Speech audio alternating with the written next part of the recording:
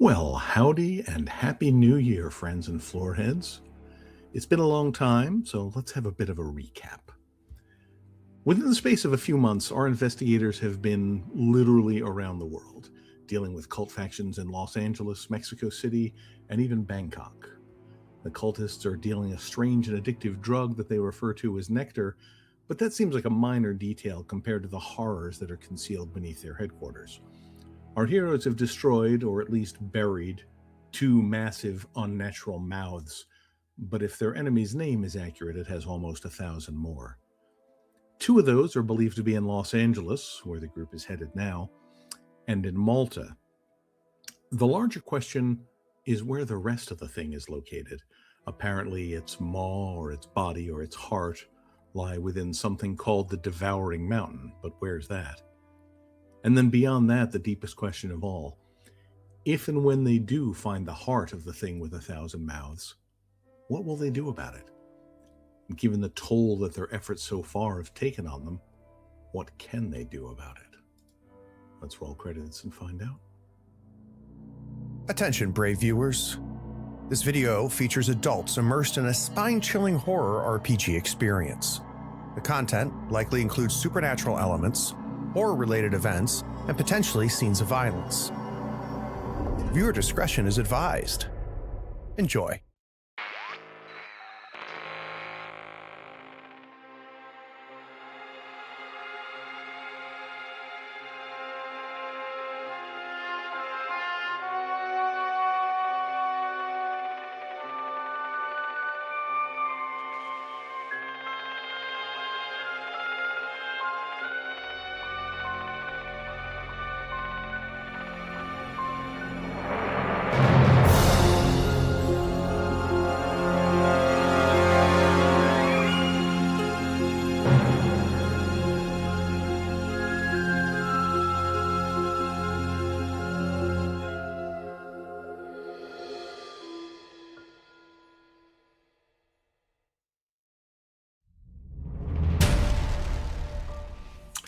So, like I said, it's been a little while. We were hoping to come back in the fall, but scheduling being what it is, it's taken us a little longer to get back on track. But I think the plan here is we're just going to push forward through to the ending. So let's get this on the roll. And you know, who knows? That ending may be relatively soon in coming, depending on what these people are up to.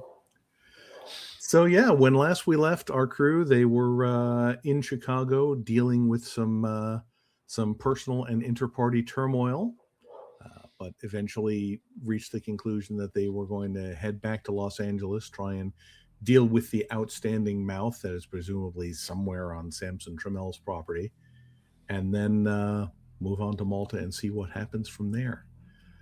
So, if I recall correctly, you guys were planning to take a plane out to LA, not the official pilot you had gotten from Ms. Winston Rogers, but just flying commercial. Although I think there had also been some talk of taking a train. So have we got any final decisions on that? I think it all comes down to what can Sal pack, right? If Sal can pack the big guns on the train, we want to take the train. If he can pack big guns on the plane, we'll take the plane. I mean, honestly, this early in the process, it's not like they're going to be going through your luggage. So, you know, as long as it can fit into something along the lines of a steamer trunk and you don't give them cause to be suspicious, I think you can get away with just about anything. You know, traveling over a border is probably a little bit tricky, but within the United States, you'll probably be fine on a plane. And maybe, Sal, we can take it apart and I can take some of the pieces, you can take some of the pieces, and we can reassemble it back in LA. So I'm good with that. Yep. All right. So you make arrangements. You get on a DC-2 and take your flight out to what is currently Union Field. It's eventually going to be Burbank Airport. But and you arrive on September the 11th, 1935. Back in LA, the weather is much like it was when you left it a few months ago. It's, you know, balmy and sunny and just pleasant all the way around. Nothing much in the city seems to have changed. So what's your destination? What's the plan now that we're here? I assume we're headed to Tramel's. The question is what do we want to do? Do we want to do anything before we do? Top would like to find a hotel first. Yeah. Sure. Simple enough to do. A different hotel than we stayed at last time we were here. Yep, makes perfect sense. This being LA, there are a ton of options, so you can certainly find some things that is. Are you looking for something that is sort of closer to that part of town where Tramel is, or? I would think so. Okay. Yeah, you can probably find something up in like the Glendale area that is reasonably accessible. So yeah, no problem there. And what are we anticipating is at Tramel's? Do we have a sense? Like, lives there? People should be there. Like, well, the last time you were there, it was him and about a half dozen, assorted guards plus various housekeepers and servant types. You certainly did some damage to the place and thinned out his guard roster at the time, but he's had a couple months to rebuild and enhance things, so it's hard to say what might be there. The assumption is that there is a mouth somewhere on the premises, but beyond that, who's there, it's hard to say. I think we would recall that there was maybe not the mouth, but definitely a mouth in the closet. Linen the room. upstairs linen closet. Yep. Alice saw it. Alice remembers that one well. Yeah. Oh yeah. There's something Doc would like to do while we are at the hotel, or at least while we're in LA before we start this.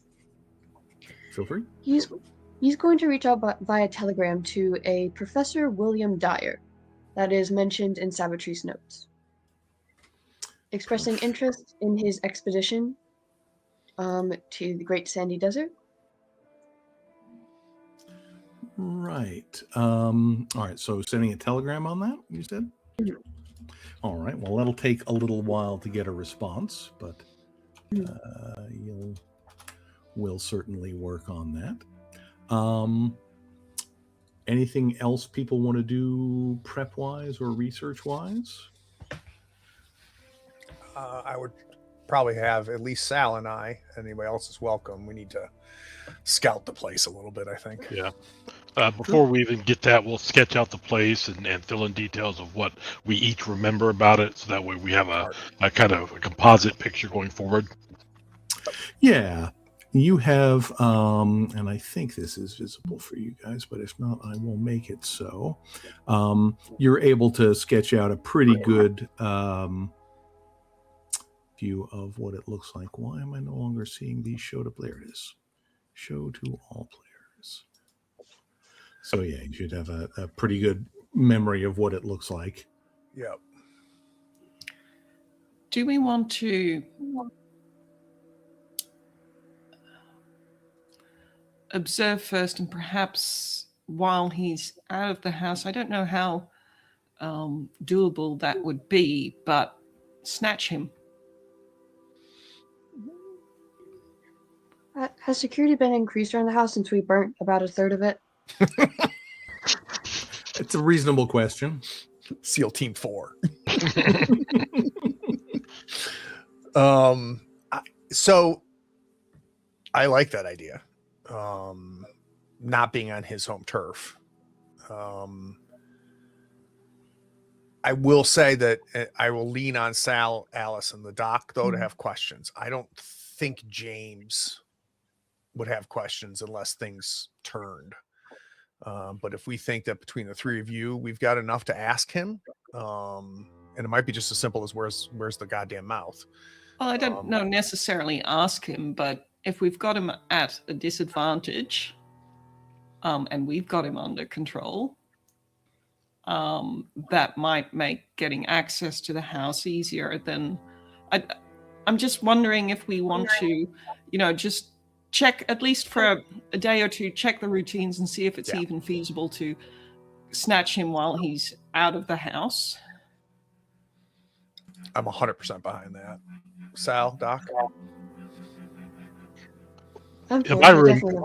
definitely have questions I wish to ask him. All right. I think if memory serves me correctly, most of his house staff were Hispanic, correct? Correct. At least the ones you ran into, yeah. I was going to suggest maybe trying to get somebody on the inside, but I don't know that we have that luxury right now. Well, we're strange. We're no longer strange faces either. And that might be putting them on unnecessary danger. Yeah. Talking about Hispanic people, Doc, didn't you help a certain Spanish young man and his mother out of Mexico City? Where might you have led them to with their new identity? Oh. In truth, I can't believe the remember point the of the name. identity was that they didn't have to be a part of this anymore. Well, I mean, Jose or Juan or whatever his name was, he does owe us something. My job was to get them out of all of this, and I did that well. I'm not dragging them back into this part. That's fair. Oh, well, he probably wouldn't have been reliable anyway, or his mum, but Alice is not happy at any point today. Wow. yeah. All right, so let's do a stakeout. Okay. Maybe in shifts of two. One thing we could consider is if we didn't want to just stake out the house, we also followed at least some of Tramel's men to looked like a shack that we never went into. We just followed them, saw them trade stuff there, and then go back, but we never went in. Right. We thought that was where a drug deal was going down. Right? Yeah. Yeah. Yeah. So if we find that we're unsuccessful in seeing anything in the house, we can also go check there. Yep. Or distract them with effing up the drug shack. Now, just to provide a memory there, the drug shack was actually like a carriage house on the property of the mansion, sort of a front separate building. So I a little thought nicer it was than farther away. I thought it was somewhere else. Yeah, I thought they drove somewhere else. We tailed them in the car. If you tell them away, because it did look like there were some exchanges going on the property. But yeah, if you follow them away, there are certainly other areas in town. Yeah, there was one place away that we did not get the impression belonged to Tramel. Didn't it have dogs on the property? Yeah, it kind of looked like a CD bar. Mm-hmm. Yeah. Okay. All right. Well, let's get settled in. And we should have 24-hour, at least for the next day or two. So, who wants to sleep? Who wants first shift? James is volunteering for first shift. Whoever wants to join me. I'll take second shift then. That way we have shooters on both shifts. Good plan. Alice, I'm good either way. So I look at Doc, Doc will not be getting much sleep, by the way. He'll be taking a lot of notes. So just put him whenever you want him to be most conscious. All right, why don't you come with me, Alice? All righty. So you guys certainly know where the house is. It's it's hasn't gone anywhere. Looking at it, you can see that there's still like signs of outward construction, like they haven't finished repainting the exterior yet, but the structure has basically been rebuilt. Looks the layout, at least from what you can see from the outside, looks more or less the same as it did. You can see that there are, again, no one driving by would notice, but when you are parked there to take a little time, you can see that there are a couple of guards, or people I should say, also they certainly have the bearing of guards, kind of just inside the front gate. You can see that there are folks kind of walking around the property, sort of looking like they would be gardeners, except they don't actually do anything. They're just kind of throwing. So if nothing else, it looks like the on-premise security has stepped up a bit. Mm-hmm.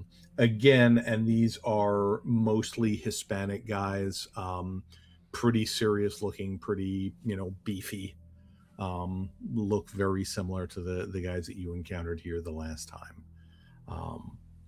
Let me get one of you to make me either a stealth or a shadowing roll. Let's do a little comparison. Actually, while you're looking at that, I'm going to make a roll first on behalf of the folks in the facility, and we'll see what happens there. So I've got 8 in shadowing. I think let's. I think the former cop has the better papers over the military nurse. All right, so your target number is going to be 4. All right. I'll do the shadow roll then, if that's all right, Alice. Yep. And I will spend 3. Okay, so you are good to go there. Do you want me to do a stealth roll as well? I have 4 points in stealth. You're on second shift with Sal. So Oh, okay, I thought it was for both shifts. Do it right now. Sorry. No, just doing the first one here. So yeah, I rolled a 5. But yeah, no problem. You found a good spot that's kind of, shaded by a tree, so the car isn't really obvious from on site. But you see kind of the same operation that you saw before. During the day, it's pretty quiet. In the evening, you'll start seeing cars of various descriptions that kind of pull in. Again, mostly Hispanic folks get out wearing the zoot suits, which are kind of the quote unquote uniform of a lot of local gangs and that sort of thing. They pull into the carriage house, they walk over to the main house. You can see that they're getting searched at the door before they go in, which is a change from the last procedure. And then, maybe 15 minutes later, they come back out carrying a cardboard box and, head back into their cars and head out. So it looks a little more tightly controlled, but about the same process as you were seeing last time. I think while we're sitting there, Alice, I'm going to say, we see him leave the house, we're going to follow him, right? Yeah. And if we see an opportunity, we're going to take it. Yeah, because I don't think, looking at how things are like this, it's going to be hard getting in there unnoticed. And, reporting the police or getting the police involved, if I remember correctly, he has them in his pocket. Correct. So, okay. Just want to make sure we're on the same page. Mm-hmm. I would say also what was that Alice? I don't know. I don't know what you're worried about. I would say on that first day, you also start seeing again in the evening, people start coming in and out of the place. None of them look like Trammell. And they also don't really look like the kind of security or bodyguards that you saw before. There's just a wide variety of people that look like, anything from businessmen, housewives, hobos, just a wide variety of people kind of, come into the house. Again, they're kind of frisked at the door and allowed inside. And then, some different people come out later. The ones that come out look clearly, I don't know, inebriated is probably a safe word. A little bit wobbly, or taking that very deliberate forward walking to try and desperately try and be sober. Do the same amount of people come out that went in, or do we get the impression that there are people who don't come out again or stay longer? It looks like it's about even in terms of the in and out. I mean, you can start taking notes, and sometimes there's 2 or 3 more people in there than at another time, but it's roughly an even amount. And people, probably none of the people that arrive during your first shift leave during that first shift. Okay. Well, there's no sign of Trammell himself. Yeah. So I think that if we see nothing in that first shift, then I'm imagining Alice and I will head back to the hotel and tag team, pass off any information to Sal and Doc. Mm-hmm. All right. Do we still have the contact for that private detective who was following us? I believe you had his card, so I think you've still got it. Is that Pisner? Yes. We might, let's keep watching, but we might want to see if we can make friends again. Is making friends the right word for what you did last time? And I'll tell you, Sal and Doc, during our debrief, Alice and I were ready to take action on our own if we saw Trammell leave and we saw a good opportunity. I think that'd be smart for the two of you to do as well. I don't want to let an opportunity pass for us to get our hands on him. I think it's going to be tricky, and I don't even know if the opportunity will present itself. Yeah. Maybe we should take the opportunity to question one of the inebriated folks when they come out. Maybe snatch one of them off the street or follow them and then do a snatch to get the information on what's going on inside. I don't think that's a terrible idea. Make sure Doc has a wine bottle. Always armed. Oh, exactly. All right, so Team 2 heads out to assume the position, and likewise we'll do kind of a comparative stealth or shadowing roll. Resist particular. Your target number is also a 4, so whichever of you wants to take Oh, that's not Alice rolling. That is you rolling. Oh, I have. Do I have her? I don't. You must have her selected. selected. I'm sitting here going, what the hell is Naomi doing? What is? No, it's just she's casting spells. Don't worry about it. Why would she roll a D100? That's really disconcerting. Listen, we all know what happened at the end of last session. I know, exactly. Does that still show up better? It's still Alice. I have no idea why any of this is showing up at Alice. But anyway, don't worry about it. Whatever she does, it's fine. What does your stealth and shadowing look like? I have a stealth of 4 and a shadowing of 3. I mean, I have no shadowing and stealth of 4, so... Let's go ahead. I'll go ahead and spend the 3 points of shadowing. I don't want to be seen this first. That would... Blowing the operation this early in would be... not bad good. form. It would just be inelegant. We'll blow. I mean, it does cut directly to the chase, but yeah. I mean, honestly, what Doc's thinking is that with how manic Trammell seems to be, he might just let us in. Fair enough. But yeah, no one seems to notice and pay any attention to you, and you see, again, much of the same same kind of activity as I described for the other guys. Folks coming in and out. At one point, you see that one of the folks, you don't recognize them, but it looks like someone closer to a homeless person, is actually kind of carried out and just kind of set on the sidewalk outside the gate. Actually, they go probably a block down, right, and put them down that way before they turn around and head back in. Okay.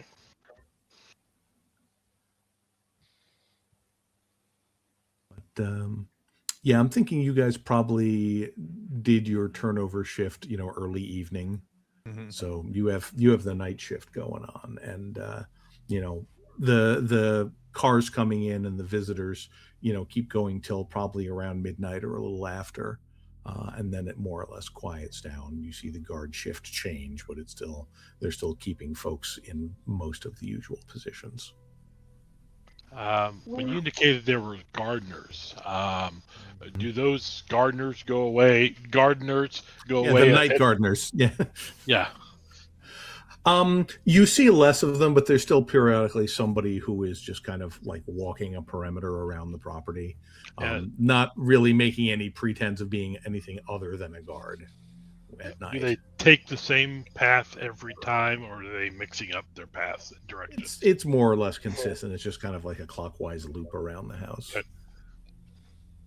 Got it. When we see somebody getting carried out, I think Doc would say, Sal, I'm not much of a fan of just watching somebody die of potential alcohol poisoning. Am I good to go check him out? I heard that individual yell for help, so yes. All Do right. be careful, Doctor. So you getting out and going on foot? Yeah. Okay. All right. So you make your way down, and you get to the area where this individual was deposited, and honestly, it looks like the kind of view that you might see in any major city of somebody who's just got like old battered clothing, just sort of propped up against the wall. Looks like they're dozing off. You don't get the strong alcohol smell that you might suspect as you get closer. He does look like he's breathing, for what that's worth.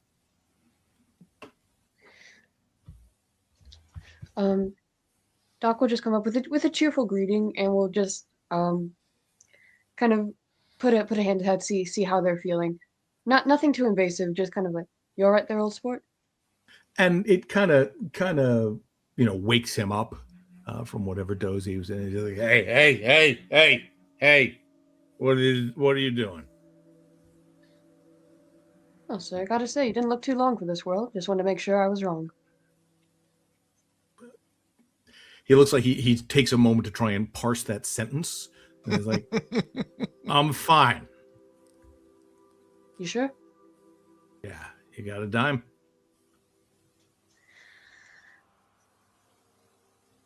Yeah. Thank you very much.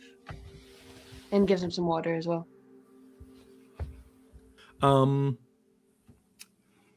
Do you carry water with you? I was just thinking this is a pre-bottled water time. Yeah, Doc would have made sure.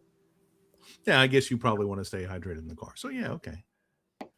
It's his own water. He wasn't drinking on the job. Just whatever he had with him to stay hydrated while we were on his stakeout. Mm-hmm. It's his own. So Water. Yeah, exactly. It's water. You offer it to him, and he gives it kind of this suspicion, like, I'm fine. I'm fine. Whatever it is you got running through your system, you're not going to enjoy it much if you die to it. I'm fine. You fine? Yeah. All right. You know where you're going from here? He kind of looks around as though trying to figure out where exactly he is. Says, "Yeah, I'm gonna go home in just a minute." Mm-hmm. All right. If I see you here in a few hours, I'm gonna be dragging you back to city center. You know that? Sure, whatever you want. All right. And you'll head back. Okay. Before you do that, let me get you. What would be a relevant skill here? It's something that I don't believe you have. So never mind. All's well. Can I do one thing before I go? Mm-hmm. Just with a once over, is the smells particularly sweet? The smell is, there's a little bit of sweetness to it. I don't know that there's another way to put this, but as you kind of get closer to checking that out, he smells like sex, or the after effects thereof. Mm-hmm. And I will tell you that this guy does not look particularly like a great lover, but yeah, we do the best we can, Brian. but that's the sort of that's the first association that comes to the smell you're getting. And that's new, right? Like we've never smelled that on anybody Not that else you involved remember with this particularly. drug. That's not too surprising to Doc with all the stuff he's researched on Trammell, honestly.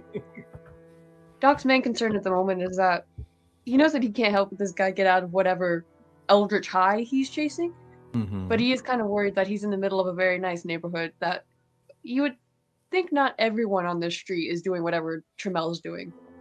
Yeah. So he's mostly worried about this guy getting beaten up for being in one of the nicer parts of town. He's certainly the only homeless person you've seen in this neighborhood. Mm-hmm. Doc knows there's not much he can do for him, but he is gonna before we go back to the hotel, is gonna see if he's still there. In a few hours. Okay. The rest of the shift goes pretty quietly, unless there's anything particular you guys want to do to break that up. I would say probably a little bit before dawn, you see a police cruiser drive by, kind of stop where the guy is, and they don't arrest him or drag him into the car or anything, but they kind of get him up and roust him and sort of poke him a little bit until he wanders out of the nice neighborhood. Exactly that. Okay. But other than that, yeah, the travel seems to calm down in the morning, and it's pretty quiet. I think just around before our shift ends, just seeing the people coming in, a few of them probably leaving. We'll just leave Doc sitting back. He's been pondering this for a while. Hey, Sal. Yeah? You know what sex smells like?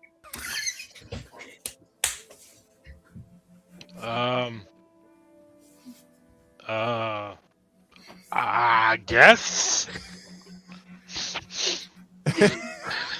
Oh, Sal, that's not gonna give you anything. That's a strange question to ask, Doc. And Doc just draws out the silence until it gets to the point of discomfort where Sal might try to fill it. Then he starts talking. Yeah, that guy. Gotta say, don't have much experience with this stuff, but I could tell he smelled like it. Of my limited experience, I don't like how easily I could tell that. So that's a motif that I've noticed with Mr. Well, Smell. you know that I'm engaged, so I might know what it smells like. So I'm happy to go and sniff the guy, I guess. I'm just saying. I think that this is something that if we do go in, we might want to be prepared for the imagery we're going to be seeing.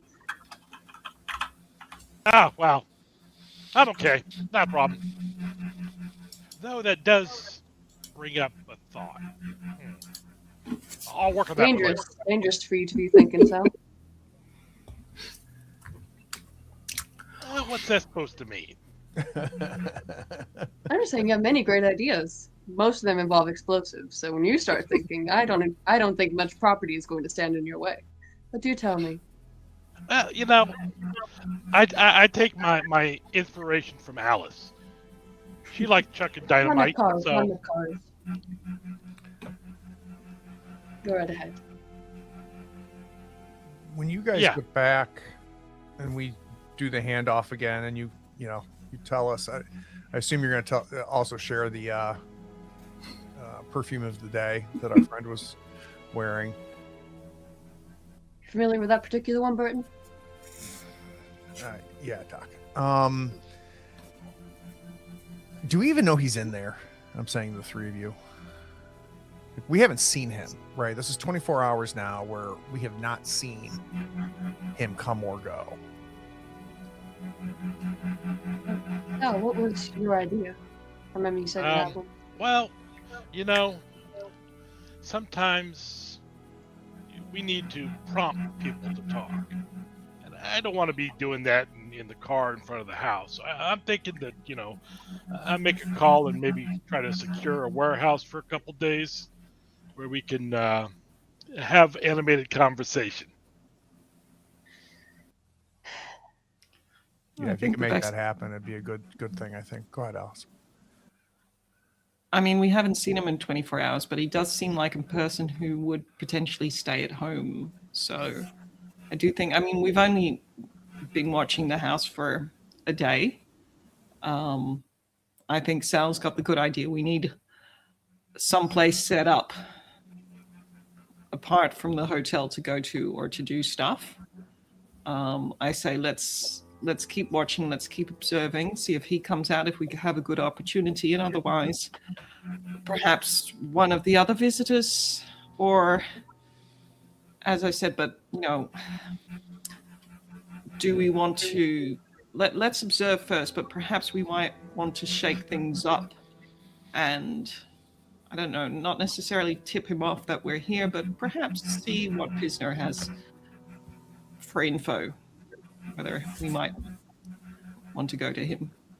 One thing we might want to consider is doing a bit of looking around the city proper to see where people are getting these advertisements of what's going on here. It seems to be all walks of life, so trying to figure out how they're getting that information. Yeah, perhaps if we, somebody who comes out, we ask them some questions. Yeah. I'm okay with that. Alice and I will start our shift, Brian. Alrighty. And then, so Sal, you're trying to make arrangements for some kind of facility? Yeah, I'll send a telegram to Big Tony, his cousin back in Chicago, see if we've got any assets that we could borrow for a few days. Yeah, so I would say if you spend me a point of streetwise, they probably can't get you a warehouse, but there's like like a little storefront somewhere that has been abandoned for a while, that nobody goes to, so they can get you a quiet place, certainly. Also, I would say probably at some point on this day, there is a telegram that comes back regarding the expedition to the Great Sandy Desert. And it's basically saying that, Professor Dyer is currently on expedition in Australia, but, we'll leave a message for him to contact you when he returns.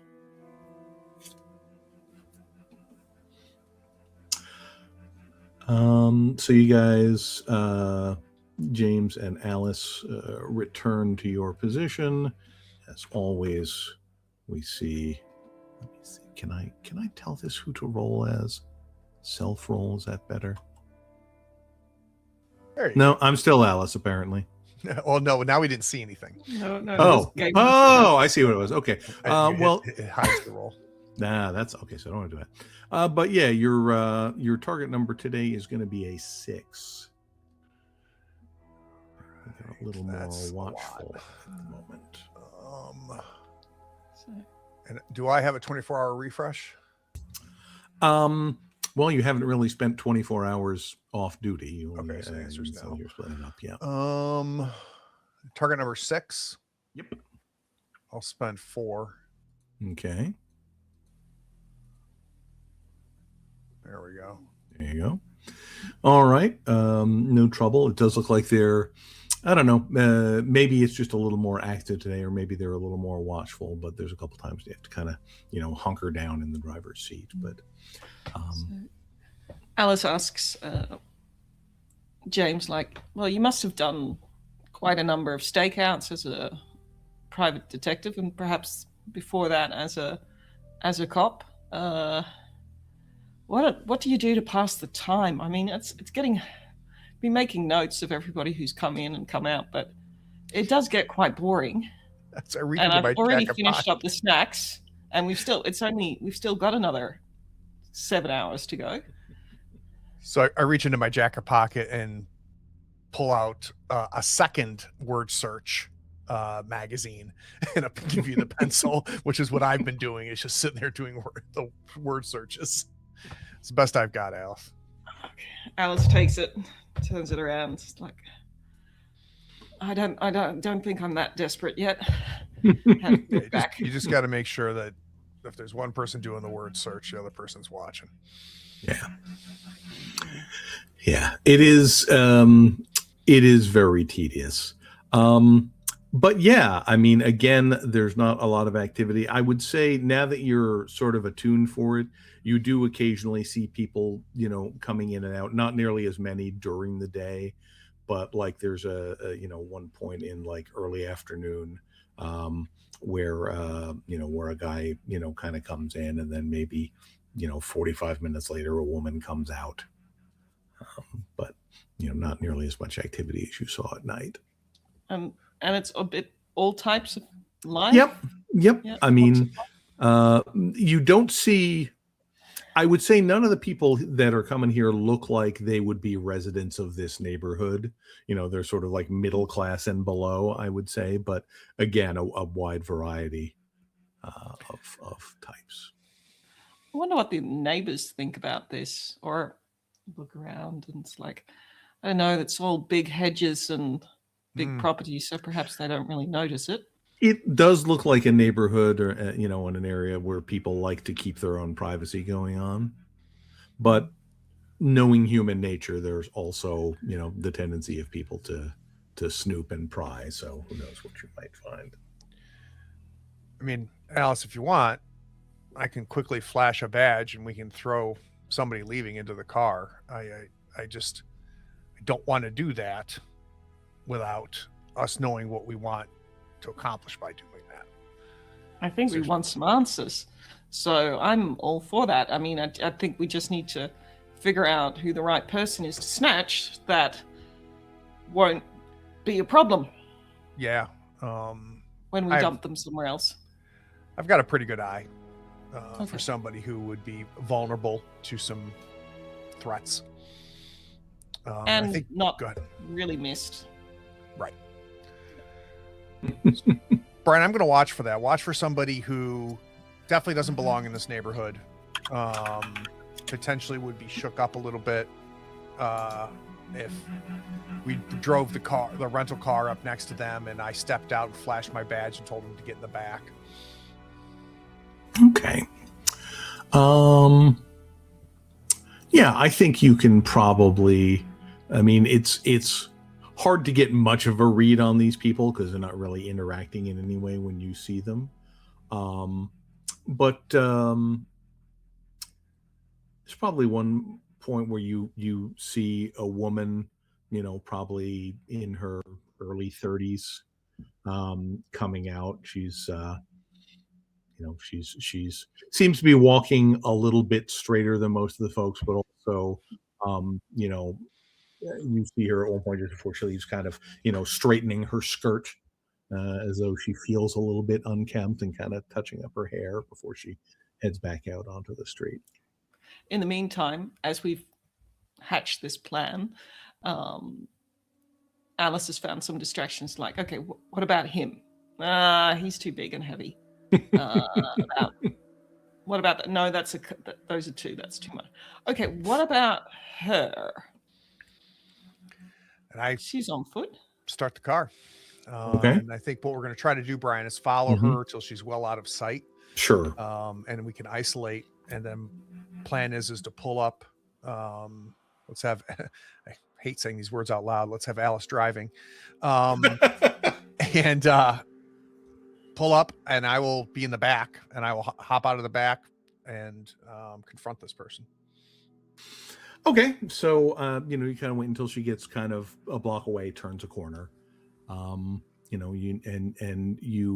pull up. Let me just check one thing real quick.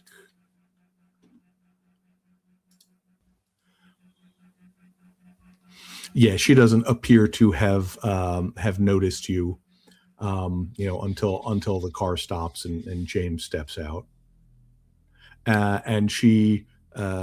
Well, I mean, how do you present yourself? So I step out and full cop mode, quickly show my Chicago badge, not long enough that it would be identified as anything else, close it up and go, man, we've got you're not under arrest, but we do have a couple questions. Hop in the car and we'll take you where you need to go. And she like immediately starts looking around as though expecting either further trouble or looking for someone to help her, but there's not anybody else. That's Alice gives a reassuring wave from behind them, like, "Hey, there's a woman in the car. That's totally fine." We can get you a ride home, ma'am. And she gives a look which is sort of like, I don't like this, but I don't feel like I have any options, and sort of begrudgingly gets into the car, very, very tight, closed up body language. And she says, I didn't do nothing. We're not concerned about you. We're concerned about what's happening in that house. So a couple ways for us to get this figured out. One, we can just drive down to the station. We can go ahead and, talk to you for several hours and get the information we want, or you can just tell us here and we'll just take you home. Alice has started driving already, and she looks back at the car and says, "Which way home? Miranda? Brenda? You look like a Brenda? Helen. Helen. Oh, yeah, same thing. Which way home, Same thing. Same alphabet. Yeah, exactly. She kind of gives you some vague directions, out, a little farther south towards San Marino. And she's like, I mean, I don't know what you want. It's just a party. You got a party going there. We know about the party, Helen. We need some details though. One, are you taking the drug? The nectar? I would like you to, why don't you spend me a point of interrogation? I can definitely do that. I figured it was something you had.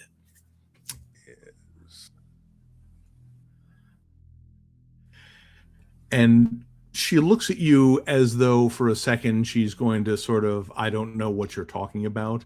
And then like the fact that you refer to it by name, she kind of sags a little bit and says, yeah, everybody there does. And how did you find out about this den? Friend of a friend, I took the stuff, once or twice before, and then, some of the guys I got it from said if I was interested, there was this party going on that was pretty good. And how about the orgy? Again, she kind of hangs her head and she says,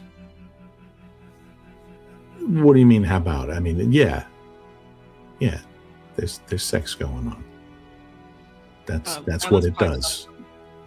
Alex pipes up from behind the wheels. I do hope you're using protection. She does not respond to that. I mean, mouth tightens up a little bit, but she doesn't say anything.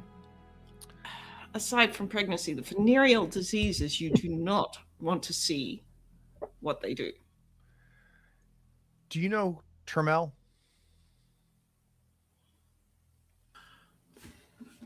One moment, please. Ugh, too many windows. It's very possible Helen doesn't. I mean, I don't know the name. I'll describe him. The Yeah. owner of the house. Oh, is that him? Yeah. I mean, yeah, he's been there. I kind of look at you in the rearview mirror, Alice, as you're driving, kind of make eye contact with you, give you do you have anything more you want to ask or look? Very well-known look. Alice pauses for a moment, then looks up through the rearview mirror towards Helen. Like, Haley, you do know what happened with the last orgy. Didn't I tell you about what happened in the 20s? What? No. What? You should check the papers what happened, and then I'll mention the date and where the big fire was. I found a lot of corpses there.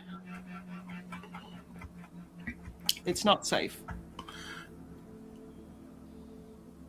Sure.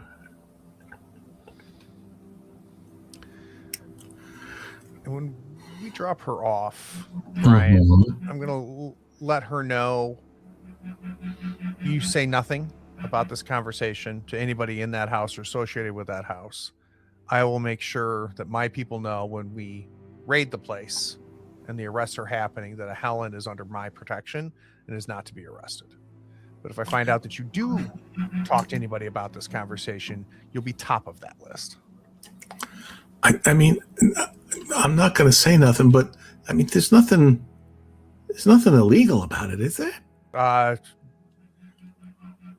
That's for us to worry about, Helen. You may want to stay away from here for the next couple days. Haley, you want to stay away from this bit. I mean, it's fine if you want to get, just find yourself some nice guy. There's enough nice guys around. I'm sure, you look fine. But, you don't want to end up a burned out corpse with an STD. So, just take care.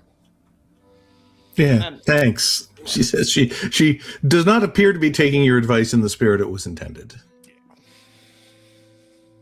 So And I as think we go ahead. drive off, look to James, and I think we need to count on them finding out that we're talking to people. I don't know, fairly quickly, but we can't trust her on. So do we head back? Do we snatch anybody else? Or do we, take a different track, perhaps check out Pisner? Yeah, I think here's what's frustrating for me, Alice, is that the end game here, if we don't see him leave this place and don't get our opportunity to snatch him, is that the cops are going to show up and create problems for us. I just don't feel like time is on our side. No, so, but I mean, yeah, do you going want in, to drop off at just swing by a payphone and maybe give him a buzz? yeah, but I think going in there, just the four of us with all the people there, etc. That's suicide. We need to somehow lure him out, or we need some way to. I don't know. Yeah, but I agree. Yeah. Let's see if we can. Well, we've been rolling for about an hour now. Why don't we take 10 minutes to think about it? Sounds beautiful. Be right back.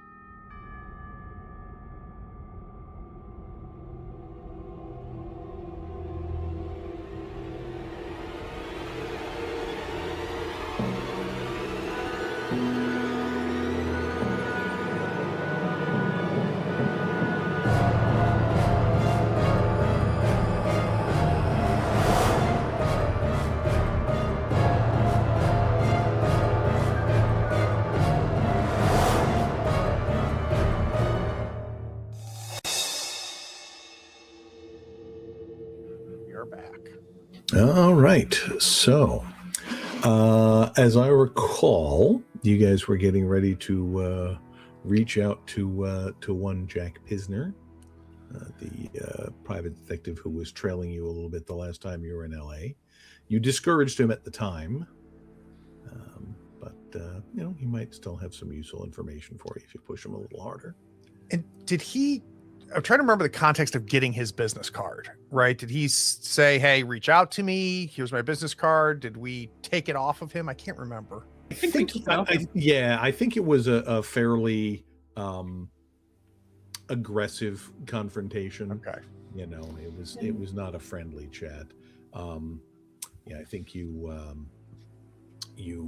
intimidated and threatened him enough to the point where he told you he was working for. I think you may have a copy of his notes somewhere in your hand. Yeah, we have a copy about so apparently he or whoever hired him had been watching you for a while. But yeah, you were not on, I would say, friendly terms when you left it. Perhaps we pick up Sal and Adrian and pay him a visit with the four of us. I'm good with that if Sal and Doc are. Sal's going to actually go and try to get take a taxi to a rental car agency to get another rental car, just so we can switch up cars. Good plan. In addition, he needs to stop by like a farm store, something like that. He's looking for a nice burlap sack, maybe a few of them, maybe a machete, definitely a gas can, and yeah, some rope and whatnot. He's going to do this the right way. I see. I heard Ace Hardware has a sale on the kidnapping package. Yes.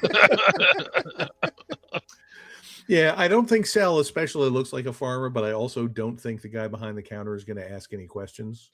Mm-hmm. So you were able to collect that set of equipment without too much trouble. Okay. And then, sorry, go ahead.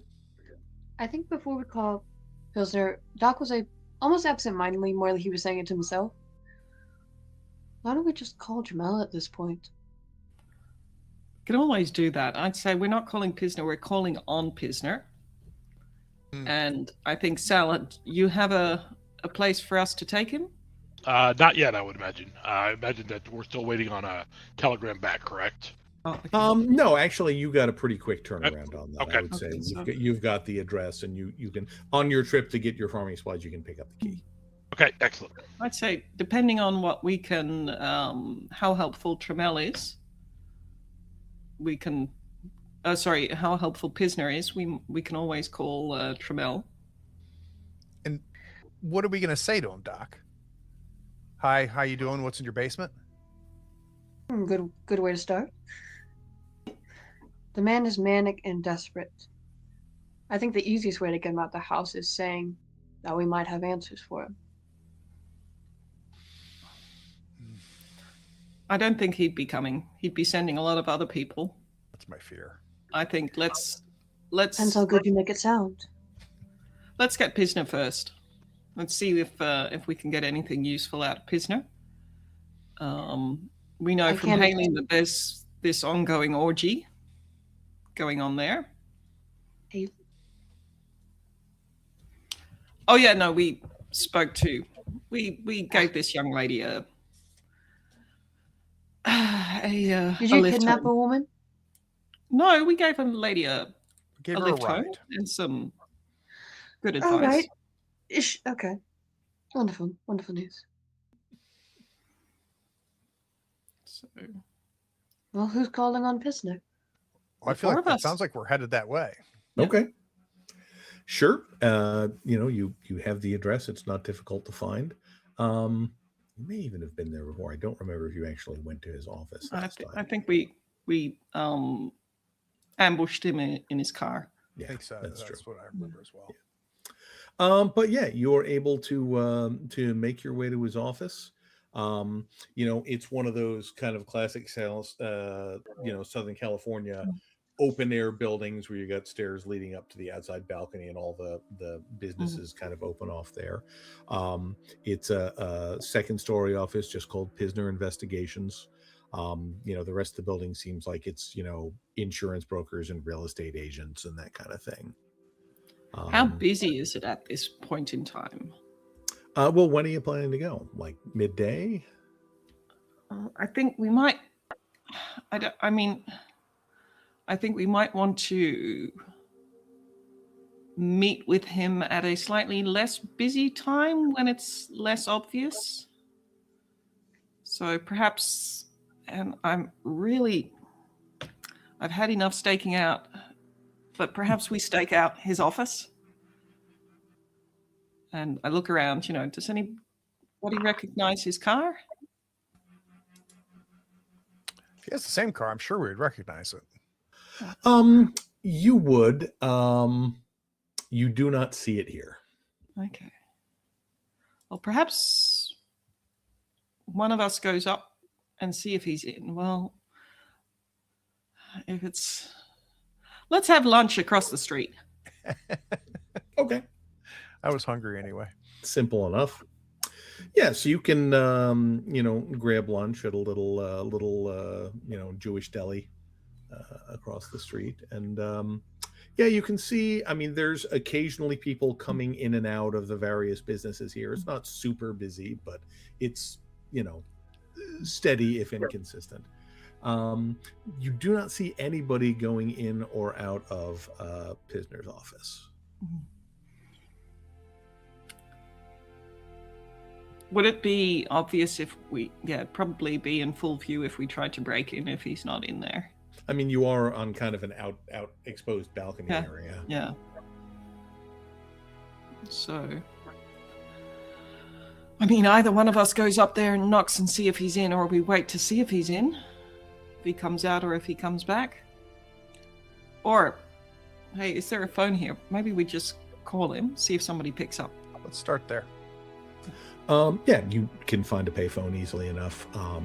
You call, and after a minute or so, the operator says, "I'm sorry, there's no answer at that extension." Okay. Thank you. Do you know who hired him? I believe you know that he was hired by a guy referred to as Captain Walker, who was apparently part of. I think you guys worked for a while under the impression that he was police. Let me check in your notes. I think that was at least our impression that it was police. You don't really know much more about him other than the fact that he was called Captain Walker. Got it. Although I seem to remember that Craig went to the police at one point and asked about a Captain Walker, and they didn't find anybody by that name. Right. That's when we figured out that he wasn't a cop here, at least. Mm-hmm. Mm-hmm. So, seems like he's not in the office, or at least he's not picking up. So, we wait, see if he comes back, and otherwise, once it gets dark, I don't know whether we probably wouldn't have anything relevant in his office, but...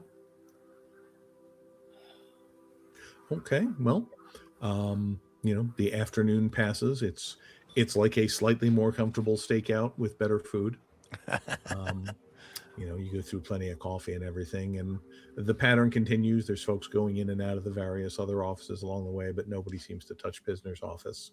Around 5 o'clock, it looks like everything starts closing up. You see people, secretaries and white collar folks coming out of their office and getting in their cars and driving away. Still no activity at his door. I want to find out from somebody when's the last time he was in there? Because what if he's dead? Who do you want to ask? A random office worker that comes out, just says, and poses a client. Mm-hmm. Just say, hey, trying to get in touch with Pilsner. We've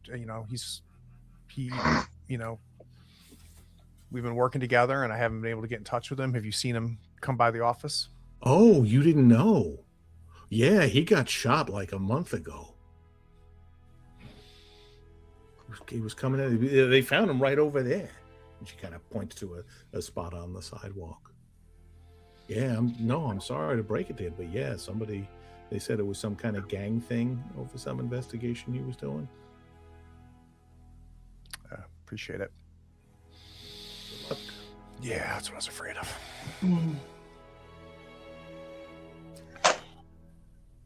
All right, I want to hear the call Trammell plan again.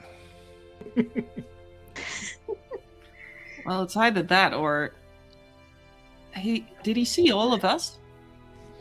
I don't know if we want to try and infiltrate. He definitely had a close interaction with James. Yeah, I think he saw Sal, I think, at more of a distance, but Sal is a pretty noticeable guy. I don't believe he saw either of the other two of you, except, maybe as blurry shapes in the distance during the escape.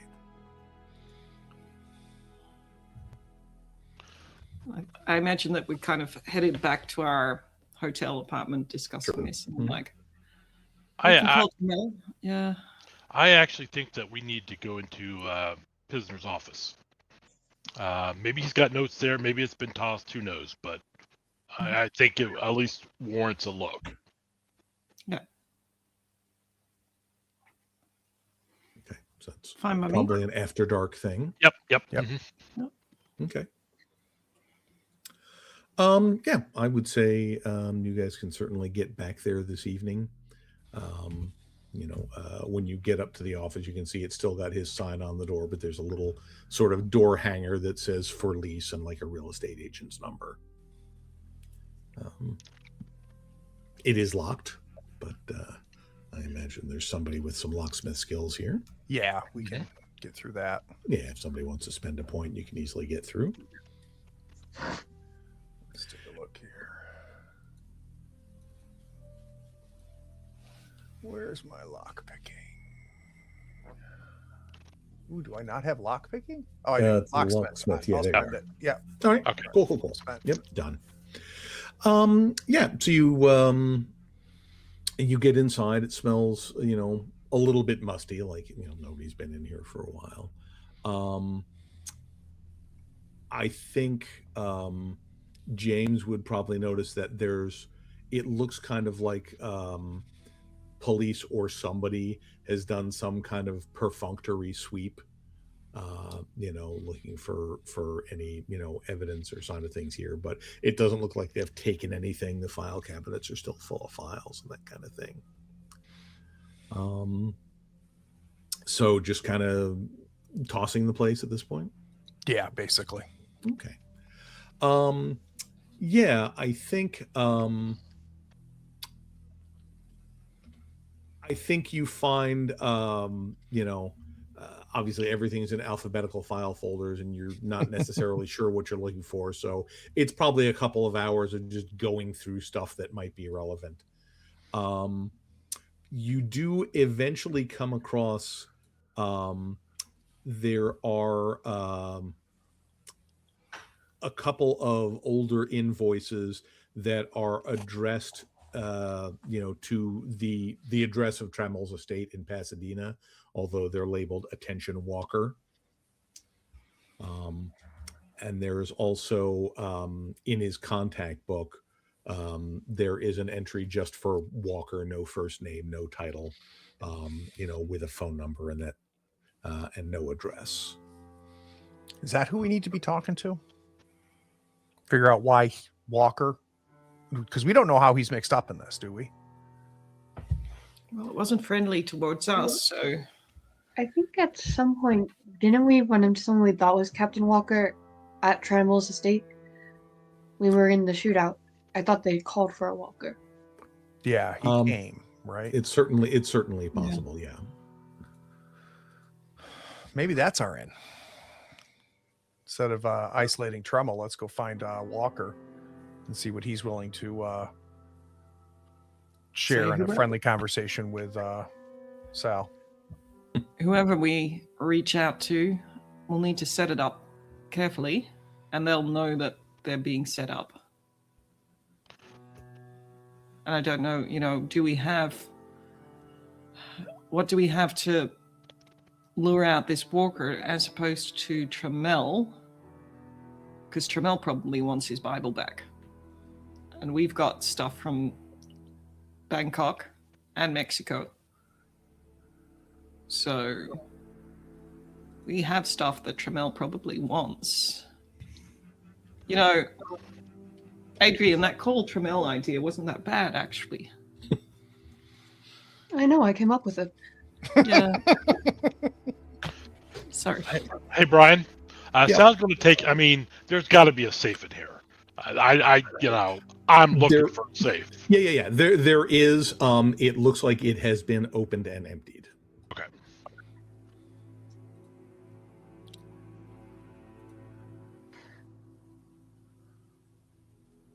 All right. If you know what to do calling Trammell. I don't know.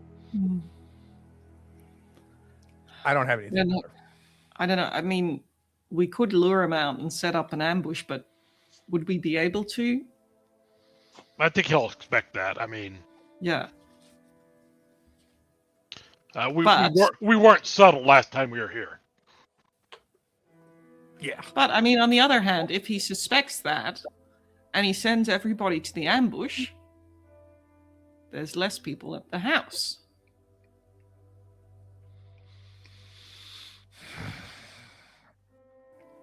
What is it that we could do that would get Trammell out of the house? So that's plan C, right? Which is, what if we get Trammell out of the house, clean out some of his muscle, and then we go in while they're distracted? Not.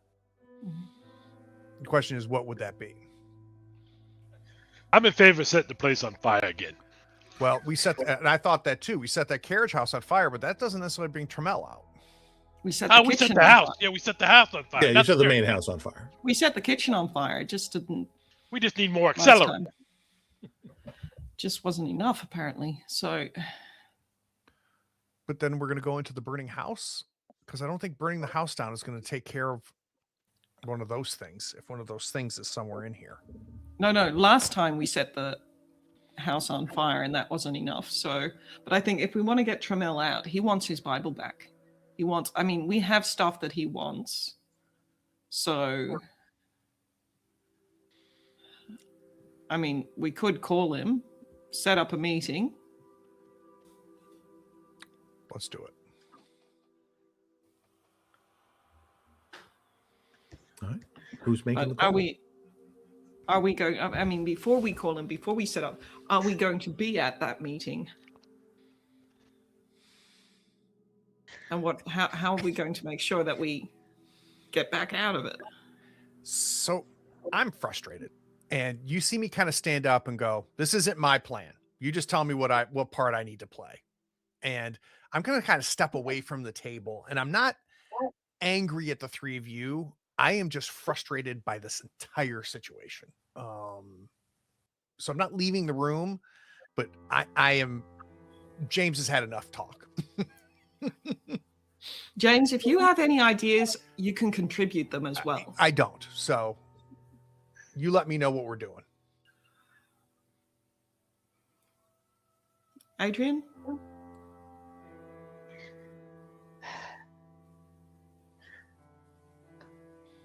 I can offer something, but I'm not sure you would like it. Well, I mean, unless it's that the two of us go in there and join the orgy. Oh, certainly not. No, it's more akin to Bangkok. Talking with savagery, as I did.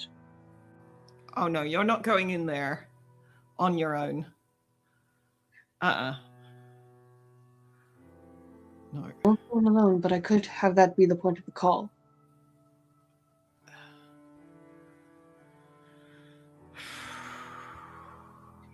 Sal.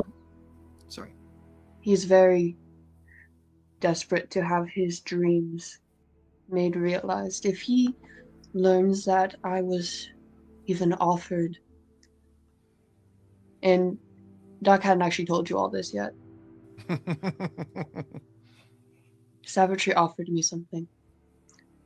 And if I didn't took it, even if I didn't take it, the fact that I was offered it. Did you take it?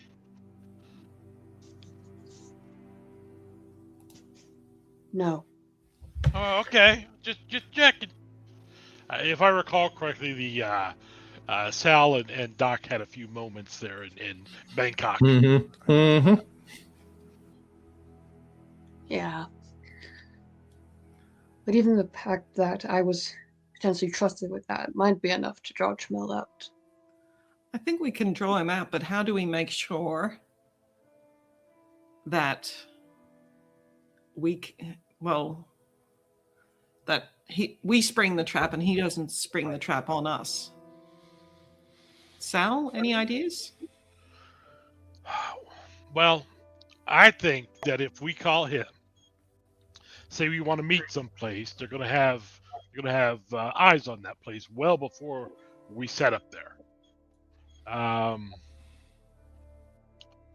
I don't think we can get them to change the last second to kind of ruin their plan. Mm-hmm.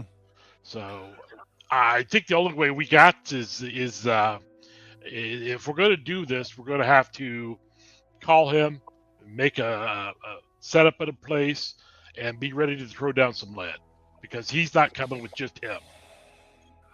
Well, we call him, invite him to one place, but we ambush him before he gets there. In that case, we need a route that we can establish that he would travel.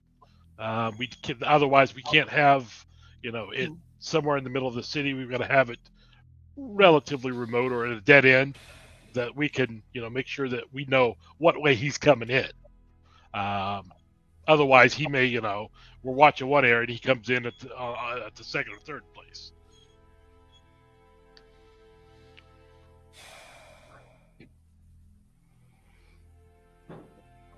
And then, if things go south, and I think they will go south, I'm pretty sure they will. But we have to see what the local PDs will do, how fast they're going to respond, and things of that nature. Well, perhaps, if we've got, I'm sure from where he lives, we can select a route, select a spot that would have, one route that goes through a quiet place where we set up to wait for him, and then, well, flat tires can be arranged. But we don't know which car it is. Yeah. They didn't teach me this in nursing school. So we set up the meeting. We make sure that we're prepared as what, and that we have, I think he's interested. He'll be interested to hear what you have to say. And do we have the Bibles and all the books with us? I think we left the Testament. I believe that was in Chicago. Okay, we left the Testament. Well, yeah. Is that his book? Yeah, that's his. The one you got from his office, yeah. Can we find one that looks like it? Trust me, no. And you wouldn't want to. All right. Just offering. Well, otherwise, do we have any of the other stuff we took from Savitry? I have all of it. You're with you? Always. Well, we set stuff up. We have a barrel with we threaten to otherwise burn it if things go south. Yeah, I think that's probably the set it up, time limit. He wants it. If he wants it, he has to come, giving him as little time as possible to prepare, because I don't know if while he's in there with everybody else, whether we'd be able to get in there. I very much wonder. So perhaps this is our best approach.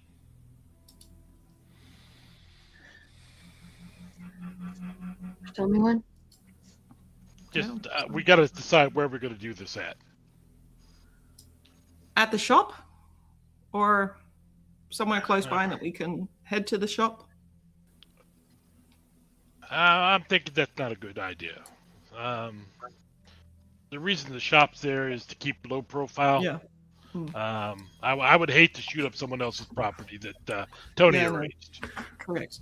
Okay. So somewhere nearby where we can hopefully chat privately. Not too many bystanders. We want someone somewhere that's open, so we can see approaches and whatnot. Okay. Then we start looking over the map, looking for a park that's somewhere between our secret shop and Tramel's place. All right. There are some pretty big parks. There's probably,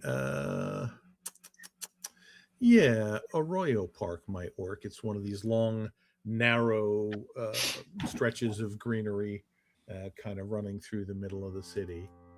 And you can probably find a spot there that's relatively open. It's sort of like there's a trail in the middle and lots of heavily wooded areas off to the sides. So you kind of know where people are going, but there's also places where you can hide or get some privacy. That might not be a bad choice. So we have Doc call, Doc sit out and talk to Trammell, and the rest of us be nearby to intercept anybody else and run to Doc's aid. Now, are you calling from the park? Well, no, I'd say we call it from here. We head over to the park. We give him perhaps half an hour time extra to reach the park. And if he doesn't make it in time, we head out because we don't want to give them enough time to prepare. Here's an idea. So, we call him, tell him that we're going to meet him at the this place to go to the payphone there, and we continue to play tag with him until he gets to our final place. That way, he can't set up no ambush or anything like that. But we specifically tell him, you've got 20 minutes to be at the payphone at this location and this location. I trust your experience on that one, Sal. I may have some. And if you're going to be alone with him, even though we'll be close and watching, how do you feel about us getting you a piece? I can't say very well I'd use it. But you'd carry it if we got you one? I'd carry it. So I don't know if we need to go buy one or if we have one without leaving us without one. I'd give them mine, but Let's see what I got here. Open up the bag. That's a Tommy gun. That one's not even invented yet. That's chemical warfare. That's for Alice. I got the 38 special. Small gun, easy to hide. perfect. No real recoil, so it's it's not a It's a classic 45. for a reason. Yeah.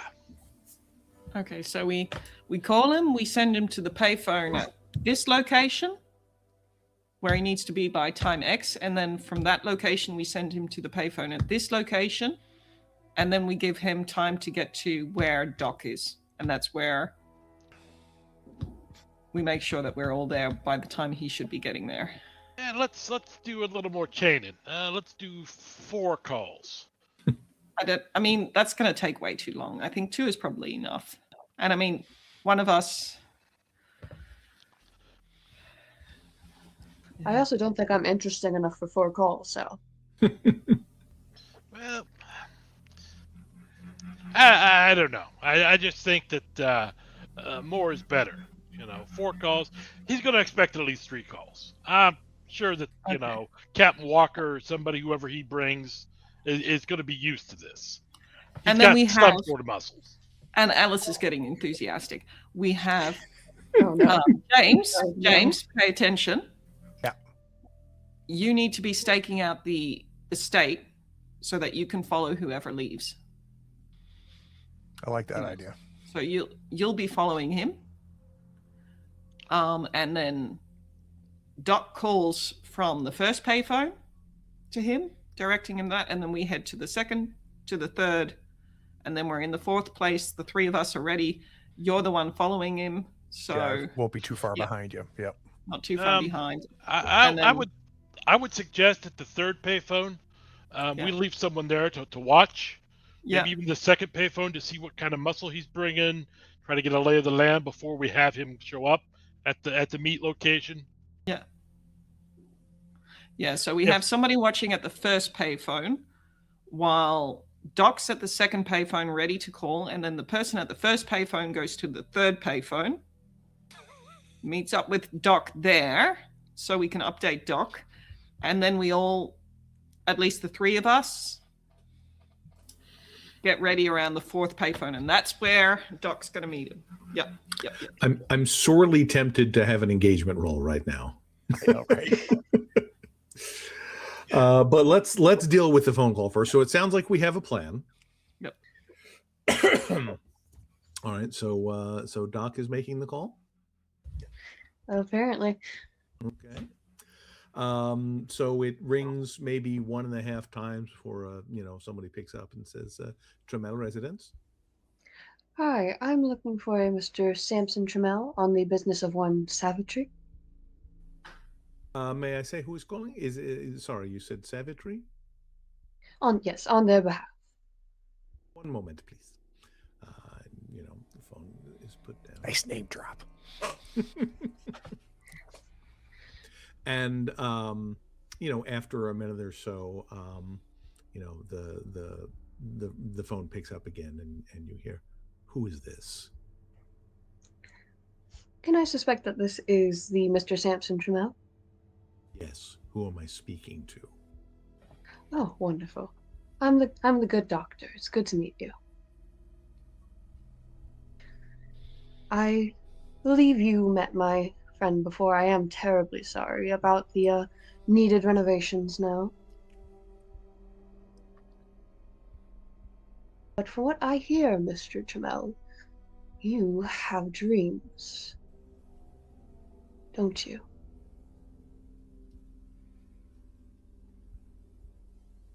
Go back.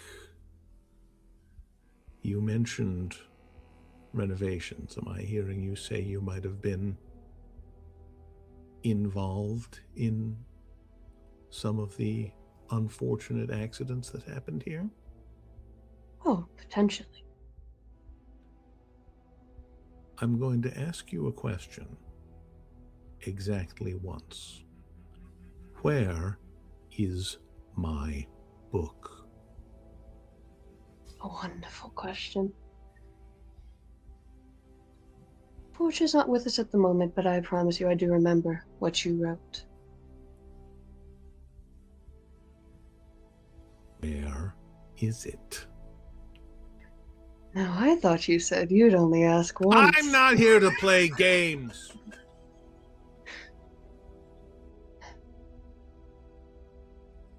If you want answers, and unfortunately that might be what's on your call tonight.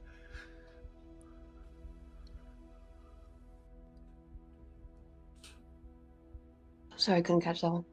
What do you want? I want to know more about your dreams.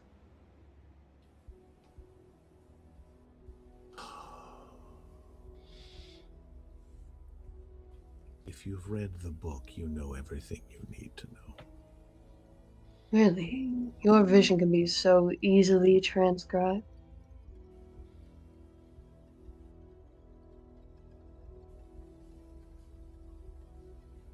Who are you? What was that, sir? Who are you? Dr. Adrian, at your service. I would like to meet you, Mr. Trammell. My door is always open. Oh, indeed, but it seems that you're a bit preoccupied in there. Not quite my scene, you know. I will make time for you, Doctor. I'm sure you will. Do you think you could meet me elsewhere? That depends. What did you have in mind?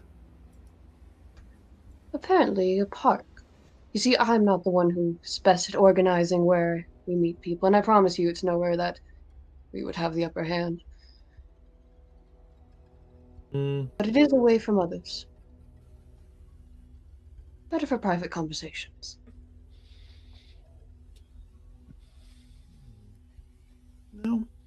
No, I don't think so.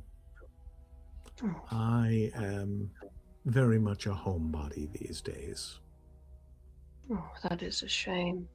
But I would be happy to talk to you. I'll be happy to promise that neither I nor my men will lay a finger on you unless you come with ill intent. I don't imagine I do, but could you define it for me? Very simple. If you cause no violence, neither will I. Understood. And to my friends as well. The same offer extends. And I imagine we are at an impasse on the park idea. Yes, I am terribly allergic to the outdoors, you see. So many bad things can happen out there. For someone who's so insistent on nectar running through all the streets, you seem to quite distaste the streets. Could it be you're not ready for this? You have no idea what I'm ready for, Doctor. Apparently I do, if I've read your testament. You don't know anything! You read, but you do not understand. Then I cannot wait to be enlightened. Come by any time. Much obliged. I'm sure you'll be the most wonderful host. Okay. What did you just agree to? Doc, I'm going in with all of you, don't worry. we're not going in that house. We had a plan. By invite. We had a plan. We had a solid plan. We just Yeah, spent He was yeah. not 2 going- hours mapping out a plan. I'm not going in that house. We don't have to. Y'all should not go in that house. No, we're not going in the house, and we're not bringing the book in the house. I promise you that was not my plan.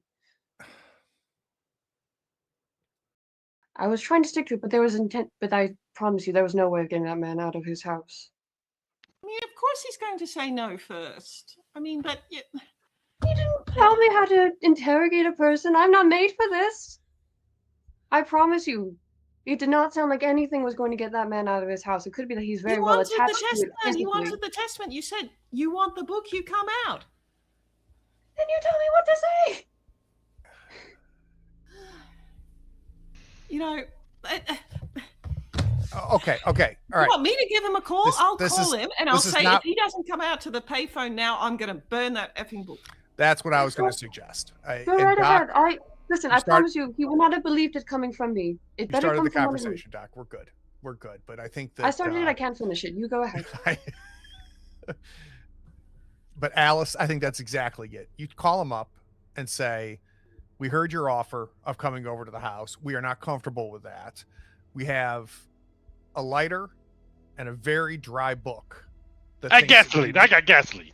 That thinks that you will come out and meet us. We have questions. That's all we want is answers. And we get him out of that house. And quite frankly, I don't care if we meet him or don't. I'm then good with Sal and I going in and finding this damn thing. Give me the phone. Okay. I would give it an hour. Let him stew on it a bit. Ring his doorbell. Candygram. Get a grip from my go. I'd say, yeah, let's change your plans. We want to get him out. We want to rattle him up. No. The reason Same I keep plan is we're pushing- going to send him to that payphone, but when he or whoever gets there, they're going to be finding a book burning. I don't know. The reason I didn't push it with Trammell specifically is because I think he physically cannot leave the house at this point. Why? Well, in his words, he is allergic to the outdoors. That could just mean that he is. I'm reclusive, but allergic to cops. Doesn't mean that I can't go No. see them. I mean, this was just him saying it. I think there is something keeping him inside that he cannot bypass, which is the only reason I stopped pushing it. Well, if one Well, of then you he want doesn't to, get the book. yes, if one of you want to, perfectly fine. But I came in approaching as a researcher. I could not be the one to say I would burn the book. It has to be one of you. Understood. That makes sense. Okay. so Yeah. you let a little So- time pass. Yeah, so I think one of us, I'd say either James or Sal stakes out the house to see if anybody comes out and is going to follow them. James or Sal is going to set up at the first, this is what Alice proposes, at the first payphone, and we're going to just look up a random book and burn it and have that there ready. See who shows up, and then just to show that that we're business. What do you think about Sal and I going in the house as soon as, because he's going to bring muscle. I'd say, Do not go in that depending on house. how many, I mean, if he's going to stream out of there with everybody, if you think it's safe, He won't stream out of there with everybody. I can tell He's you not that dumb. not too many people. Let's pause for a second. And I kind of like put both hands and lean on the table. Let's not lose sight of what we want. And that's easy to do. We want to get access to that house so that we can find the source, have it eat a couple sticks of dynamite, and then leave. That's what we want. We get him to leave the house to come because we threatened to burn the book. If we're not going into that house afterwards, then what are we doing? Yeah, absolutely. Are you sure? I agree with James. I mean, if we're not going in there to take out that mouth, then what are we doing here? Yeah. I mean, even if he doesn't come out and he just sends people over there, if he sends people from the house, we're thinning out what's there. Or we take up on his invitation and bring, well, we don't have the book here, but we bring Savatri's notes and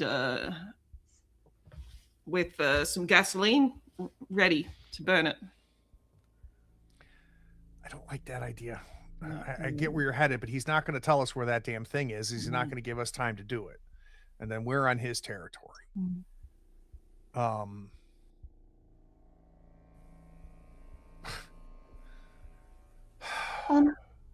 Brian, Yes. I was trying to remember in this time period, could payphones be tracked to origin? Calls from payphones. Not really. Yeah. Okay. I mean, I think if you could find the particular operator who had routed a call, they could maybe tell you where it had come from, but that is not an easy prospect. But we don't have to be worried about moving right now. That would we can just stay in this area. Okay. No, highly unlikely. Okay. I'd say I call from the payphone, demand that he come here, or we're burning it. Mm-hmm. You guys and Sal and you I guys stay at stake the out house. the house. Yeah. Sal, when we see them leave, we give them 15 minutes. We blow up a car in the front of the place. That'll get more people out. Yeah. And we go in and we find this damn thing. And Doc and I, we will wait by the payphone, but just not in full sight, but see if somebody comes. And your job is to keep him away, right? So if we need to string him along and make a second phone call and make him move, make him think that's what's going on, that's fine. Call him up and tell him we want money. That we've got a book that he wants back, and we want to negotiate a price. And if he's not interested, we're going to burn it. Yeah. Oh, okay. And I don't know that he would buy that. If we want a price for the book, that we're going to burn it. Just tell him we'll sell it to another interested party. Even better. But is that going to make him come out? I think we threaten to burn it. And I'm just hesitant. Is it better if I call him? It's easier for one of us to disappear to see out, just play hide and seek. And you've got Doc as backup when you head in there. That's fine. That's fine. We Yeah. probably wouldn't be bad to have somebody on the outside. Okay, so, and I'm gonna So I'm go thinking call. late at night. Yep. Sal, Doc, and I are ready. 15 minutes once we see whoever leaves, even if it's not Trammell, when we see people leave, Sal, we rig a car, some unfortunate fool that's parked near the house, blow that up. And I'll then lead them on a merry chase, just you from keep them payphone going. to payphone. Yep. Okay. This is a terrible idea. I agree. It's terrible. Yeah. Well, it's better than walking in there. I agree. Yeah. I will say, in Doc's mind at the moment, he is genuinely a bit frustrated that he doesn't at least get to entertain the idea of the open invitation. And Alice, when when Doc kind of tries to raise it, Alice just looks and no. Water bottle. Hell no. So what we learned is that you need to go without telling anybody. What's the stealth I need to be, Brian? Oh, All right. Okay. it's a new plan. All right. And to be perfectly honest here, I say we don't do it tonight. We let him just simmer on the idea that we got the book. And we're going to have to, Sal, we need some time too. Yeah, absolutely. Yeah. You guys get prepared to just blow the shit out of that place. I'd say go full Nicaragua. And I'm going to, and Alice in the daytime is going to set a route from payphone to payphone. Sure. Kind of circuitous. And she's writing scripts. Okay. I guarantee we're going to see more activity out of that house now. Just saying. Yeah. All right. Okay. 18 So- montage. Yep, exactly. So we see all the preparation. We see shots of Alice going in, writing down the phone numbers of these sequence of payphones. The descriptions, and you guys are gathering up all your paraphernalia, Loading in magazines. Yeah, exactly. Yeah, and then what do we think? Like the following night? Okay. So yeah, I mean, you guys synchronize your watches, and at 9 o'clock, 10 o'clock, whenever it is, Alice makes the call. And James and Sal and the others are staked out at the house. We're ready. I'm Yep. going to buy some bottles of gin Uh-huh. and some, like a dozen bottles of gin and pre-make some cocktails. Not Okay. the drinking kind of cocktails. either. Right, exactly. I'm trying to think, is gin going to be high enough proof? I might You wanna could, get some- you could buy Okay. cheap gin. And I think Alice may have asked for a similar present from that Doc got. All right, I think that can be arranged. Alice has had some, practice. Yes, that's I true. think there's we've been practice all on- been there. No, nobody's doubting your capabilities at this point, Alice.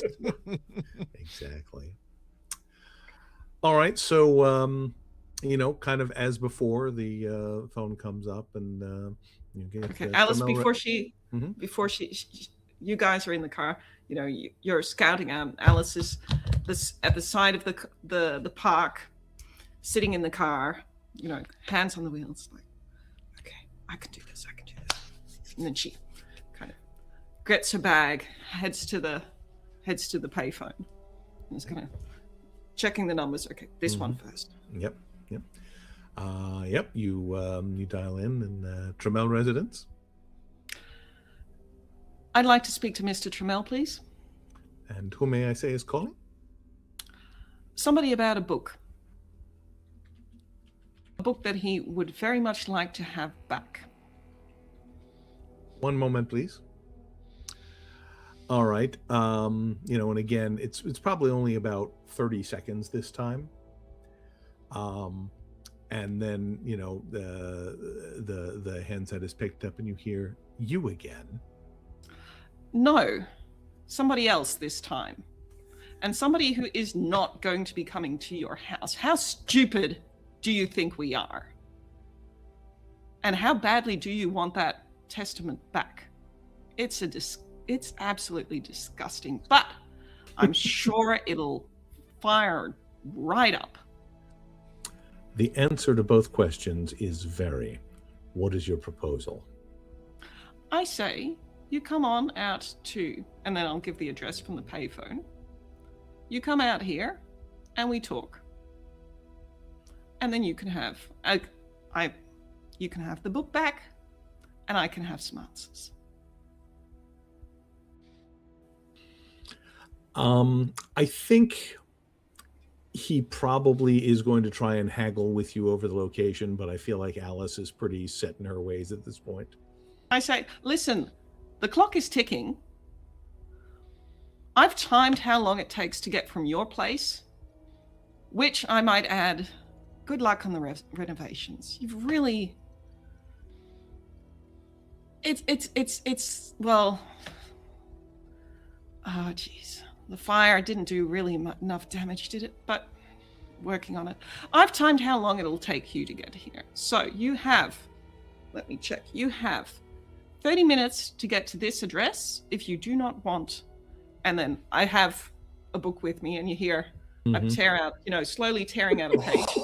If you do not want, let's say, what is this, page 2?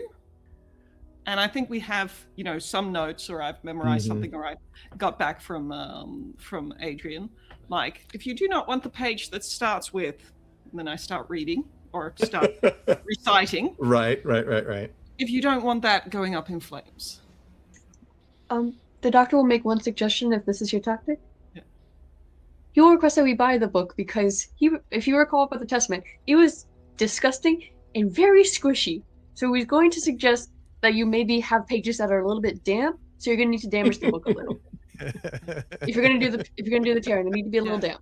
So, Verisimilitude is very important in these situations. Yeah, so it's like, but it's still a bit damp, but I've got enough stuff here to burn it, or at least burn this first page if you are not here within the next 30 minutes.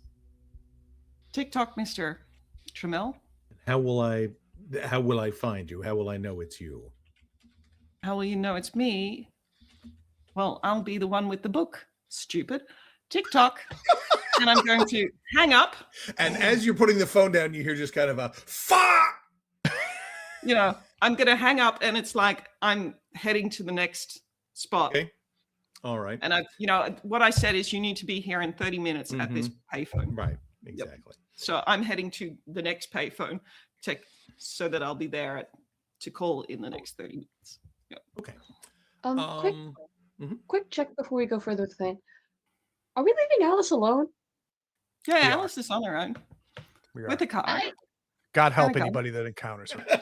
I mean, she's got a car. Nothing bad can happen to her. Going back a bit, Doc would ask if it's better that he stays with Alice or with y'all. He's gonna just ask real quick.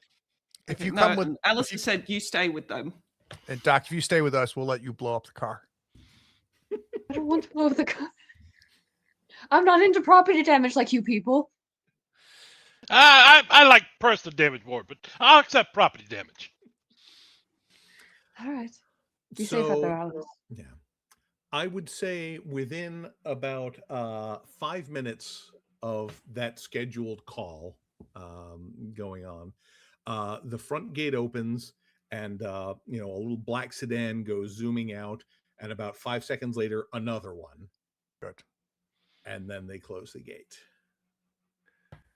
So Doc, I'm handing you like they had 3 or 4 people in them. I'm handing you one of the Molotov cocktails. Oh, dude. Go to that car, and I point to some random car that's parked on the street. Why are you making me do the property damage? Put it under. I'm not even acknowledging you're talking to me. Put it under, light it, walk away. Just when we go in there, remember that there are civilians. You're not going in.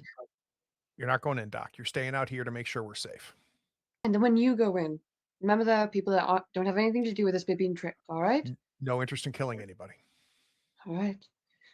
I'll go set the Molotov cocktail. Okay.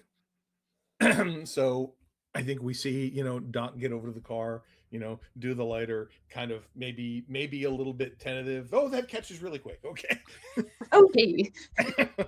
Put that down, you walk away. And yeah, I think like by the time you get back to the car, you can see, it's not an explosion, obviously, but you can see that, there are flames now spreading out underneath this thing. The tires are starting to catch. And before long, the car body itself catches fire. I think you hear some shouting in Spanish from inside the gate.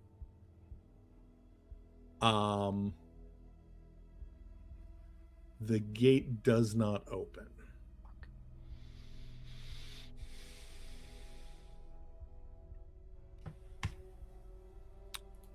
There's a wall all the way around this thing. Yep. This place. Mhm. Sal and I would have been ready to have a way to get over the wall. Sure. I think we're gonna have more people in there than we want, Sal, but I don't think we have a choice. Yep. Let's go in, set the carriage house on fire, and see if that does anything. And if not, we have enough bullets. So, for my reference, what are you guys carrying weapons-wise? I just have my pistol. I've got a Tommy gun. Sure. I've got the shotgun and the Colt. Okay.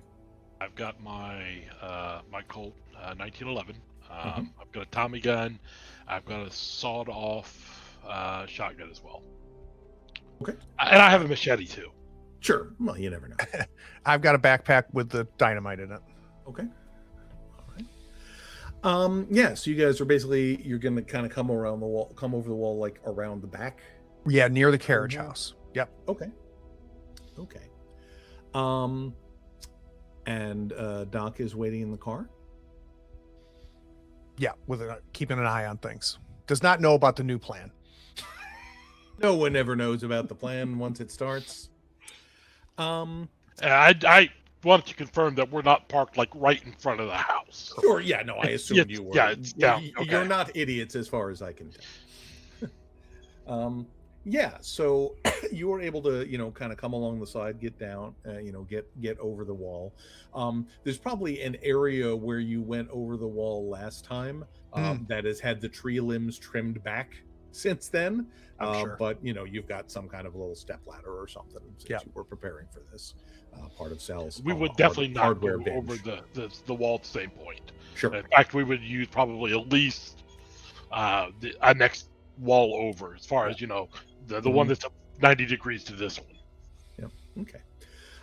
Yeah, and so you're able to clamber over and drop down into some hedges on the other side of the wall to have a little bit of cover. What you can see is out at the front gate there are still two guards there, and standing outside the carriage house door, kind of with his head on a pivot between the front gate and looking back over at the main building, kind of watching things, is a guy that I think Sal would recognize. He exchanged some rifle fire with on the way out. It's the guy that seemed to be in charge of the guards and stuff here. And he's standing right outside the carriage house door, keeping an eye on things. Let's get to the back door of the main house. Yep. Okay. Throw a cocktail to the carriage house. Mm-hmm. So just to clarify where we're getting, that is you're kind of going past the carriage house to get to the back door. Yeah, we're doing some doing some Scooby-Doo sneaking going here. All right. Yeah. Well, let's do this. I will have him make an observation type roll. Then you guys can give me some stealth.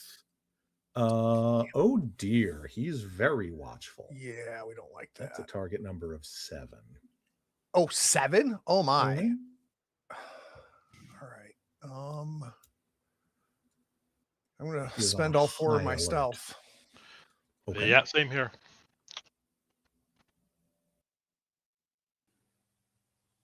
Nice. All right. Come on, Sal. Look at you, Nice. Sal. All right, coming in clutch. So yeah, you guys are able to make your way to that same same back kitchen door that you entered last time. It's not locked. You going in? So, well, the back door of the main house. Yes. Yeah. First, Oh, we're sorry, you did say. yeah, we're gonna once we can get a good angle there, but Mhm. still close enough to throw a cocktail on top Yep. of the carriage house. That's step 2 is set the carriage house roof on fire. So I will say that you're probably, a flaming arc like that is going to give them a pretty good idea of where you are. and how Understood. it comes from. Okay, cool. As long as we're clear on that. Yep. Yeah. So somebody give me just like I don't know, probably an athletics roll. Target number 4. It's not like Call of big deal. Cthulhu that has a separate skill Throwing. for throwing. Yeah. I've got a pretty good athletics if you want me Let's to do it, it. Sal. Yeah. Perhaps through a window instead of on top of the roof. Even Yeah. better. Yeah, even Yeah. better. So it's probably like a terracotta roof. So yeah, that would be your good bet. Okay, I will go ahead and Yeah, spin that. baby. Ooh, bam. So yeah, Pitching there's for the Yankees. yeah, there's an upstairs window, with a light on. That's nothing where was land that's there. where we're headed. Okay. That's Nothing where was that's land that's there. where we're headed. Okay. So we're not throwing the door open or anything, but it's going to be. Mhm. It looks like we may have lost Twitch. Awesome. We're back. Okay. Yep. Okay. Sorry about that, folks. Yeah, so basically you throw there, the guy who is at front of the carriage house, sees it coming, immediately starts yelling, again in Spanish to the guys at the front door, and and also starts heading towards where the two of you are near the back of the house. Well, so here's a question for you, Brian.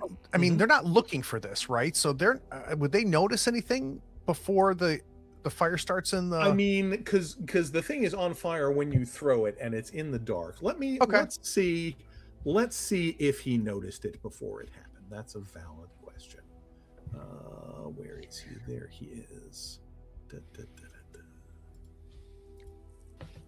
Because if need be, I'd say let's drop it in the window, then run, right? Yeah, yeah. He happened to be Yeah. looking in the right Okay, direction. that's fine. Yep.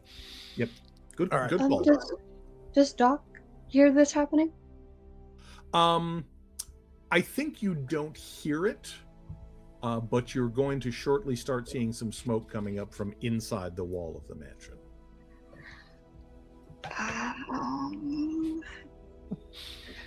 I think they know the new plan now. You've got a hint. So Okay. we're headed back, unlocked back door. Yep. And headed for that stairwell, and nobody's going to get in our way, and we're going to get there easily. So let's go.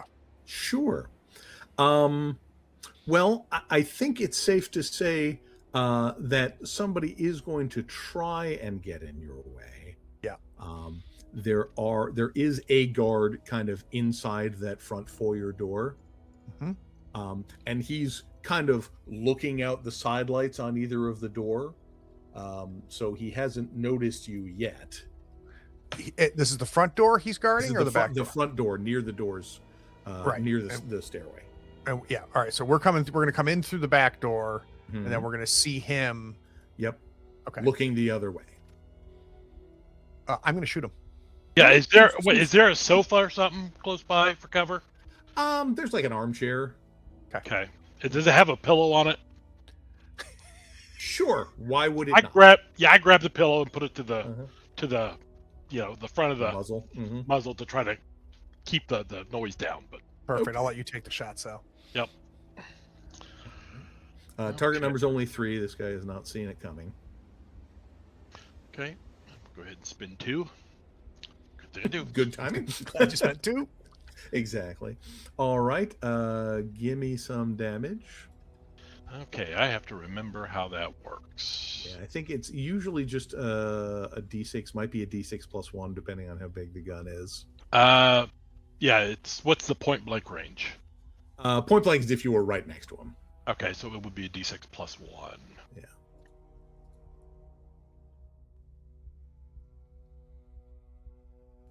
Oh, Jesus.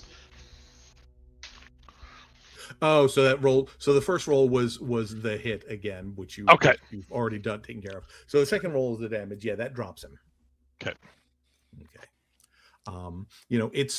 It's not super muffled, but it's better than having a. And we're. Yep. All right, you're racing off to the doorway there. All right. Doc, there's a car on fire. You're starting to hear some distant sirens, and there is some smoke coming from inside the wall around the mansion. You holding position?